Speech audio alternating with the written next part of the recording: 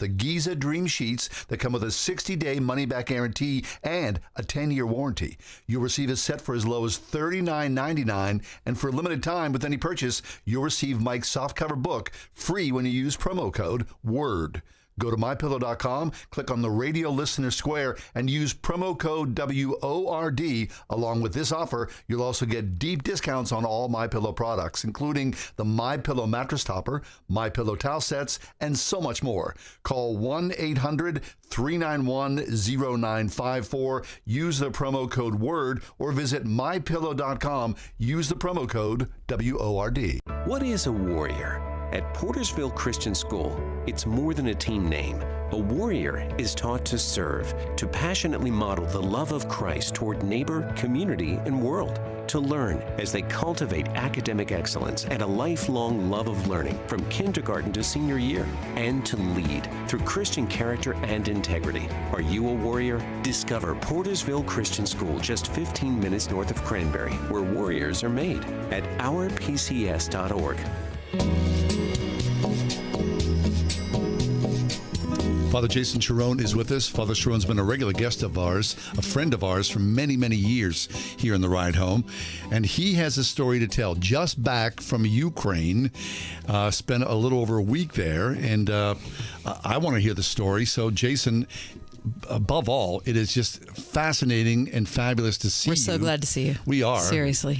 Okay, no, wait. Let me break in and say that you were on our show on Friday, I believe, and you were talking to us via phone.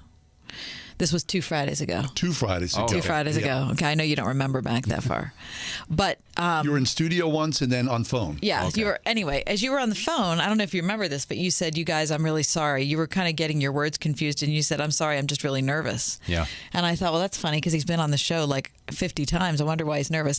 Not having any idea what you were planning at that point, and of course, we didn't find that out for several days. So, talk about exactly what you were planning. Right. So I didn't tell you at the time, but as I was talking to you, I was also planning this trip to Ukraine, and it was the day after or the day of the attack and the initial attack, and so there were a lot of variables, a lot of moving parts, and we didn't know how we'd get out. But what happened is that how you'd get out of the country, get out of Ukraine. Okay, you know. So there's just a lot of moving parts, and what the background is that Alan Sherwood, parishioner of mine, great guy, businessman here in Pittsburgh.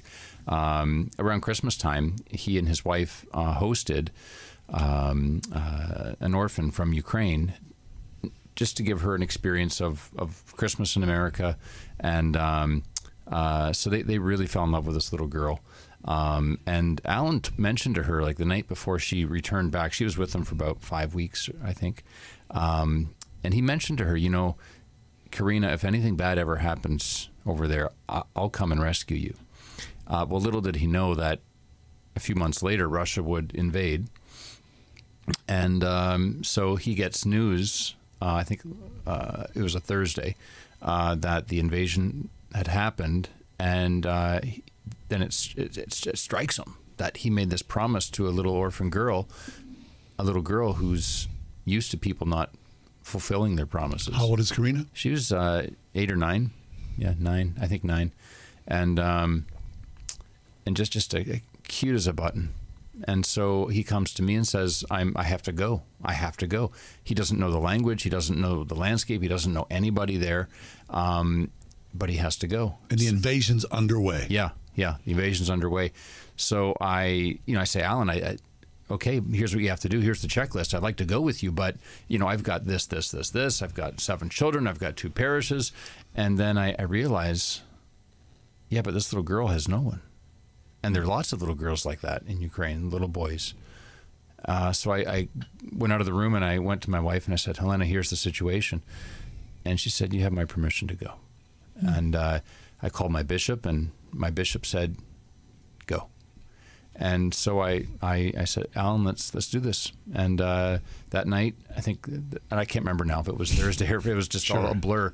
But that night we left for Helsinki to Poland, and then we took 2 taxis from Poland, from Warsaw down to Lublin to the border. A taxi. You took a taxi to the Ukrainian border. Yeah, you could not rent cars. Is that right? They had a ban on cars going towards the border. It was impossible. There were about 7 or 8 in the Warsaw International Airport. There were about 7 or 8 different car rental agencies, and they had a complete ban on cars going anywhere near the Ukrainian border. So we took taxis. What did you say to the taxi driver? Take me to the border, and he said, "Okay." Yeah. The first one, it was a long drive, so we went, to Lublin, which is about a 3.5 hour taxi ride. Oh my gosh! And it cost all of about $18 or something. Oh my gosh! No, it was a little more than that. But we slept over there, and then we went the next morning. Went to liturgy, and then we. Went to the border with a taxi, and this guy was amazing. He, like so many of the Poles, and Poles and Ukrainians historically have not been close friends. Mm-hmm, They've had some really horrible history, as bad as the history is right now between Russia and Ukraine. That was the history between Ukraine and Poland for many, many years. And you go to Poland. I don't know how many tears I cried during that time of seeing these Poles just carrying Ukrainian flags around on their cars, on their buses. The newsmen having the Ukrainian flag on their lapel everywhere. Really? And they're just rooting for, and they're opening up their homes for Ukrainians. They're the whole. They can travel anywhere in Poland for free. On the train systems, no one's taking any money from the Ukrainians. It's a law that if you're Ukrainian, you get a free train ride. My enemy is your enemy. Yeah, well, but I mean, these Poles, they really, it's more than that. They feel because they know what it's like to be oppressed, and invaded. Yeah, so we eventually made it to the border, and the taxi driver was just so awesome. He wanted to help, and he wasn't allowed to go into Ukraine, but with his car, and we just made the sign of the cross, and we told him, wait around for 20 minutes or so, and maybe they won't let us in, and we just walked, and it was like a scene from The Walking Dead, that TV show from years ago, and when Rick Grimes is walking into Atlanta, and all these like miles and miles and miles of cars are leaving it. And he's walking in. The whole side of the road is completely open, and that's what it was. Is you walk into Ukraine, and it was just completely open. And I've been in and out of Ukraine many times in the past 24 years, and it's always a hassle getting in. And this time it was nothing. I just showed my passport. They stamped it. Didn't even look at my face, and I went, and we walked across. No restrictions whatsoever. No. You went right in. Yep. So you walk into Ukraine, and you're single-minded in looking for this little girl. You knew where the orphanage was. What was it like to find your way from the border into the orphanage? How far away was that? Well, the sad thing is that the orphanage is quite far from the border. It's halfway across the country, and just outside of Kiev.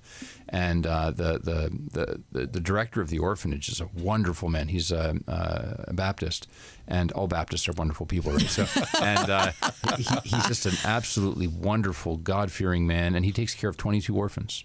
22. Yeah, that's his full-time job. And he I think he was a little hesitant. We were calling him ahead of time, leave. And you just, what do you do when you pick up 22 orphans? Where do you go? It's not you can stay on someone's porch, Right.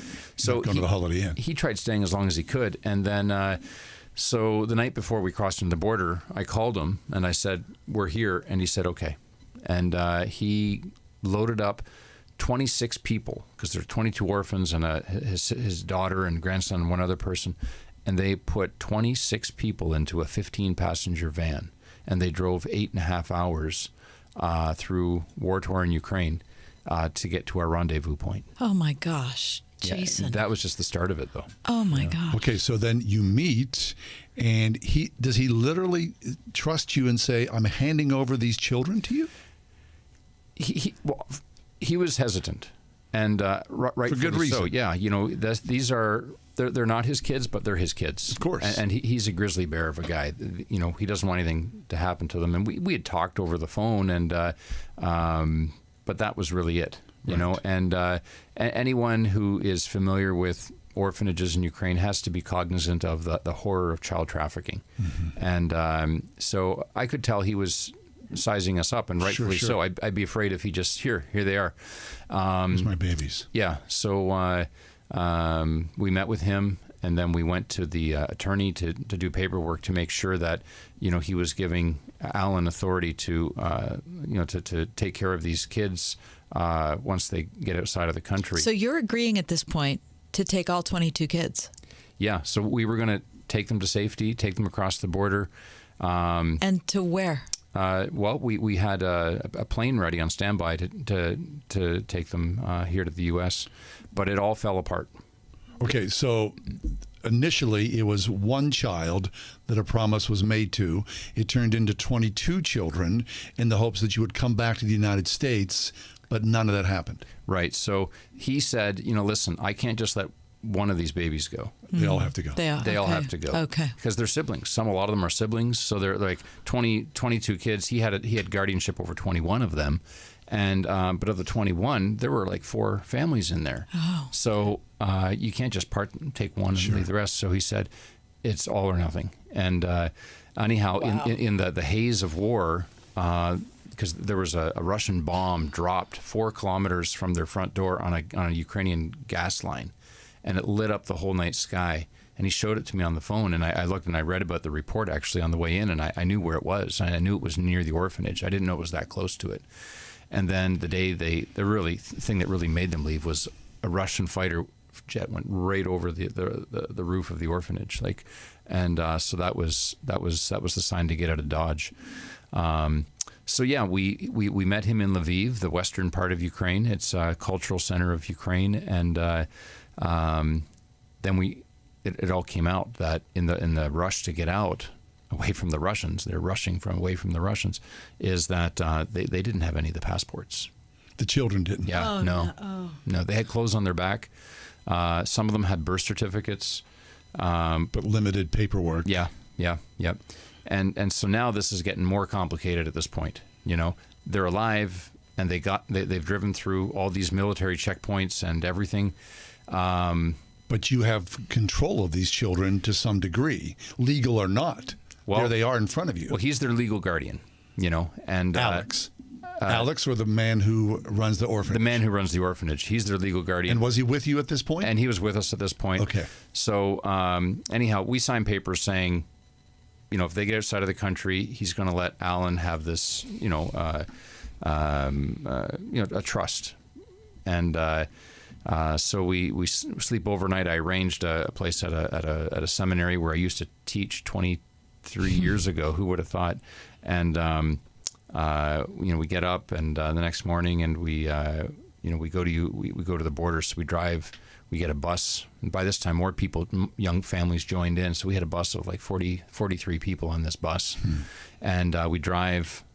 We decided not to go into Poland because the lineup there and some of the crossings was 4 days long. Hundreds and hundreds of thousands of people. Right? Oh yeah, 4 days long. Oh my gosh. I met one guy, and I don't know if he's telling me the truth or not, but he was from Nepal, and he had to just get out of Ukraine, and he said he was standing there for 6 days. I don't know if that was true or not. I don't know how you stay outside for 6 days, but that's what he told me.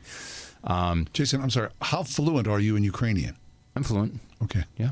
Yeah. So good. So that was the blessing. Right? Fabulous.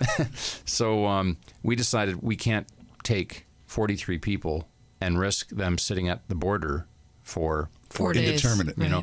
So we go down to Slovakia, and that means going through the Carpathian Mountains with these hairpin turns, and but it's there are checkpoints. And, every checkpoint they stop you to look at your passports and all this stuff. And who are these kids? Yeah. So it was the same story every time. And, so that was a 7.5 hour drive.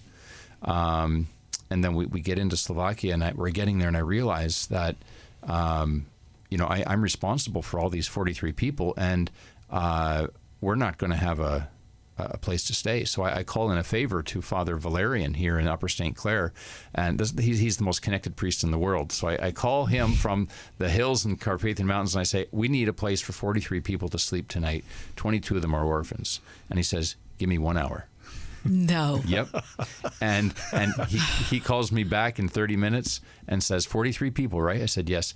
You've got a place. Fabulous. You know, that's connections. That's the Church of the Living God. That's incredible. And so those the priests he knew there, they scrambled, they turned earth upside down, and I noticed in the message that he sent to me is like it's in this one city, and it said Czech Republic, and I thought probably it's a typo. When I get to the border, and they had a bus ready for us, they had meals ready for us.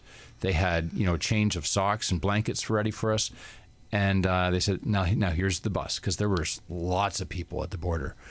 And I say, how long is the bus? Well, it's an 8.5-hour bus ride through the night, because there was no place in the inn. It was just full. So we had to drive 8 hours to this, and he got us a 4-star hotel in another country. So we drove through Slovakia in the middle of the night to Czech Republic. And these kids, for the first time in their lives, saw a 4-star hotel. And was there a swimming pool? No, but it was really nice. And they thought that it was paradise. Of course, so that was really Fabulous. beautiful. And the beautiful thing is, this businessman who owns it, he had the manager go to. It's a hotel for business clients. I see. The neighboring factory. And he had the manager go to all the clients of the hotel saying, listen, we're hosting these 43 people, 22 of them are orphans, and we're giving them these 2 floors of the hotel. It was a small hotel, but really nice. And giving them a heads up. So if you aren't comfortable, you should leave. And every one of them said, not only are we happy that you're doing this, but that makes us want to come back even more, that you would do this. And these clients who were there for business meetings and whatnot, they went out and bought all kinds of things for the kids, and just spoiled them, So Romanians, Poles, Hungarians, they just showered them with love. People are amazing. And they wouldn't. And then at the end, Alan sponsored sponsored this so much, and he wanted to pay the hotel owner for putting them up, and the man was deeply offended. He did not want to take any money for this. So was that one night or 2? I think they ended up staying there 3 nights. I think they stayed 3 nights. I left. It got a little more complicated at this point, because we wanted to go to the nearest the nearest Ukrainian embassy, which was in across the border in Poland. So then next day we go up to Poland, and we met with the Ukrainian ambassador to talk about some sort of visa for these kids. Yeah, and because this is kind of sketchy. 22 orphans, they don't have passports, and who are you guys? Yeah, who are you guys? And the ambassador kind of broke our hearts, but he was honest and upfront. He said, "Listen, I know you guys are trying to help, and I don't have any suspicion of you guys, but this isn't going to fly. So you're just going to. It's a war. Let them stay in the area here. Find a neighboring country, get them their paperwork." And then, after they get paperwork, it's not going to be a problem if the U.S. government wants to give them a visa, to give them a visa. But you don't want to risk some really big issues. I mean, you did yeoman's work in the interim to get those kids out of there, right? And that's why we went. That was the main reason we went, was just to get them to safety. So the 22 kids, but what about the party around them? You said 40, how many? 43, yeah. 43, and they're with you the entire time as well? Yes, so they were like, there's martial law, so men between the ages of 18 and 60 cannot leave the country, so the women and children can leave. And so it was an emotional scene. These some of these men were priests, and they have to stay back, and we got to the bus, and they said goodbye to their wives and their kids. It was hard to watch that. The men went back, and the men went back, and the kids stayed. And so they came with us, and so we're they're still in Czech Republic, and they're trying to decide what to do, and I think they'll end up here, hopefully. As for the orphans, until they get their paperwork sorted out, they're in Lithuania. I see. So they went on to Lithuania because their guardian of the orphanage has family there, And all things being equal, in a time like this, you want to be near family. So, of course, right. So he took the kids. They're staying in Lithuania, getting their paperwork regularized. And in the meantime, we've done fundraising to sponsor them in terms of any of their needs. So Alan, just without Alan, none of this would have happened. Alan Sherwood. He was just the driving force behind this. And but in the meantime, we've done fundraising. People in Pittsburgh this is a city of champions. I'm not speaking about athletics. I'm speaking about spiritual victory, and people have come out of the woodwork, and just unbelievable support. So we're in the meantime, we'll be sending a lot of this money to these orphans in Lithuania until things are regularized. And so best case of best case, these kids were orphans, but you're saying in some way they reconnected with relatives, distant or not. So the fact is they probably won't leave. Oh, no. The director of the orphanage, he has his son-in-law. I see. And daughter, one of his daughters, live in Lithuania. So he took the whole group there, and just to get things stabilized and to figure out what's the best choice for these kids. I see. None of those kids have family in Lithuania. Truly orphans. Yeah, and they were supported by the Ukrainian government, but now that he's outside of the country, he's dependent on the charity of others. So that's what we're hoping to do. I see. Well, that's a heck of a story. We need to take a quick break. Let's step aside.